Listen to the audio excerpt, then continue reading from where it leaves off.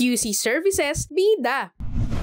Ibinida ni Mayor Joy Belmonte ang digitalization initiatives ng lokal na pamahalaan sa Open Government Partnership Local Leaders Roundtable Discussions na bahagi ng Asia and the Pacific Regional Meeting Philippines 2025. Ipinaliwanag ng alkalde na malaki ang tulong ng QC e-Services upang mapanatili ang good governance at zero corruption policies ng Quezon City Government.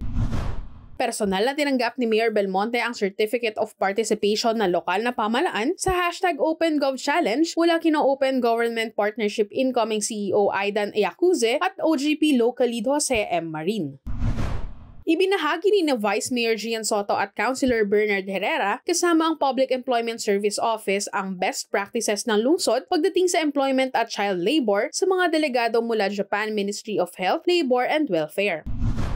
Bagong puhunan ang handog ng lokal na pamahalaan para sa 400 negosyanteng QCitizen sa ilalim ng Small Income Generating Assistance. Nagsagawa ng training ang QC People's Law Enforcement Board sa 44 na miyembro ng QC Helpline 122 personnel mula Quezon City Citizen Services Department kasama si 8888 National Citizens Complaint and Action Division Head Roberto Villarosa. Viva la Virgen de Lourdes! Mainit na sinalubong ng mga kawani ng Quezon City Government ang pagdalaw ng imahen ng Our Lady of Lourdes sa Quezon City Hall. Ipinamahagi na ang mga bagong commuter vans sa mga barangay mula District 2, 3, 5 at 6. Ipinaalala ni Mayor Joy Belmonte sa mga barangay officials na gamitin ng maayos ang masasakyan at gawing prioridad ang pagseserbisyo sa komunidad. May bagong ambulansyang handog din para sa mga barangay ng District 2. Tinanggap ni Mayor Joy Belmonte mula sa tanggapan ni District 2 Representative Ralph Tulfo ang mga bago at modernong patient transfer vehicle na magagamit ng Barangay Payatas, Holy Spirit, Batasan Hills, Commonwealth at Bagong Silangan sa pagtugon sa medical emergencies. Napasakamay na ng Barangay South Triangle ang fire truck na donasyon mula sa Shangri-La Properties Inc. Nangunguna sa turnover ceremony si Mayor Belmonte at malugod na tinanggap ng barangay officials. Sinisiguro ng lokal na pamahalaan na tuloy-tuloy ang paghahakot ng mga nabubulok na karne mula sa nasunog na cold storage facility ng Glacier North Refrigeration Services sa Barangay Del Monte upang matiyak ang kalusugan at kaligtasan ng QCitizens. Bagamat pribadong kumpanya ang nasunugan, nagtalaga ng mga karagdagang tauhan ang lokal na pamahalaan sa lugar dahil sa maaaring epekto nito sa komunidad. Tinalakay ni Mayor Joy Belmonte at Councilor Ali Medalla sa pulong kasamang law firm na Imagine Law ang layuning magpasa ng polisiyang tutugon sa textile waste sa lungsod na kasama sa environmental initiatives ng lungsod. 30 doktor mula sa QC Community Health Centers ang sumailalim sa pagsasanay tungkol sa tamang pagsubaybay sa development ng mga bata sa pangunang ng QC Kabahagi Center for Children with Disabilities. Ibinahagi ng mga kawani ng Department of Social Welfare and Development, National Capital Region ang proyektong APOCHO kay Mayor Joy Belmonte na ipapilot test sa lungsod Quezon. Layo nitong i-train ang senior citizens na nasa care facilities na turuan ng mga batang edad 4 hanggang 11.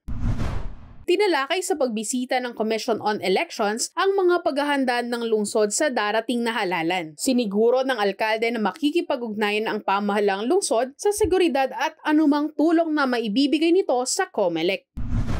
Sinimulan na ang implementasyon ng bagong Centralized Vehicle Management System ng lokal na pamahalaan kung saan maaaring magpareserba ng mga kinakailangang sasakyan ang mga departamento at ahensya para sa mga opisyal na lakad. Formal nang lumagda sa Deed of Absolute Sale ang lokal na pamahalaan at ang 420 QCitizen families ng 5 parcel ng lupa sa Barangay Payatas, Batasan Hills, Matandang Balara, Gulod at Santa Monica. Nagsanib puwersa ang Quezon City Government at Philippine Cancer Society para paigtingin ang kampanya laban sa cancer sa pamamagitan ng Act Now 30-Day Screening to Treatment Program. Sa Act Now, sasailalim ang mga QCitizen sa libreng early screening hanggang sa pagsisimula ng treatment sa loob ng 30 araw. Pinangunahan ng Oversight Committee ng City Council ang hearing tungkol sa insidenteng kinasangkutan ng isang private educational institution sa lungsod noong nakaraang linggo. Sa pangunguna ni Vice Mayor Gian Soto, Majority Floor Leader Councilor Dorothy De Lermente at Councilor Ali Medalla, pinakinggan ng konseho ang panig ng legal counsel at mga guro ng paaralan, maging ang ilang mga mag-aaral at magulang. Nakiisa ang Quezon City government sa ginanap na New Insights on the Philippine Business Environment, Exploring the World Bank's Business Ready Report Forum na inorganisa ng Anti-Red Tape Authority at World Bank Group. Ibinida pa ni Mayor Belmonte ang mga programa ng lungsod pagdating sa pagpapatupad ng ease of doing business. Kinalingan ng lokal na pamahalaan ang 89 na pamilyang nasunugan sa Barangay Payatas, Matandang Balara at Holy Spirit. Bawat pamilya ay nakatanggap ng 10,000 pesos para sa mga house owner at 5,000 naman para sa mga renter at sharer. Nag-courtesy call kay Mayor Joy Belmonte ang mga atleta mula Miriam College High School na pambato ng Quezon City sa 2025 NCR Meet. Maraming salamat sa Inner Wheel Club of Manila Bay, EDSA, na nagbigay ng donasyon na food cart para sa mga piling benepisyaryo ng programa ng lungsod. Q-Citizens, panalo! Pagbati kay bagong National Police Commission Commissioner Attorney Rafael Vicente R. Kalinisan. Pinaunahan ni Mayor Joy Belmonte ang oath-taking ceremony ni Kalinisan na magsisilbing commissioner hanggang December 31, 2030.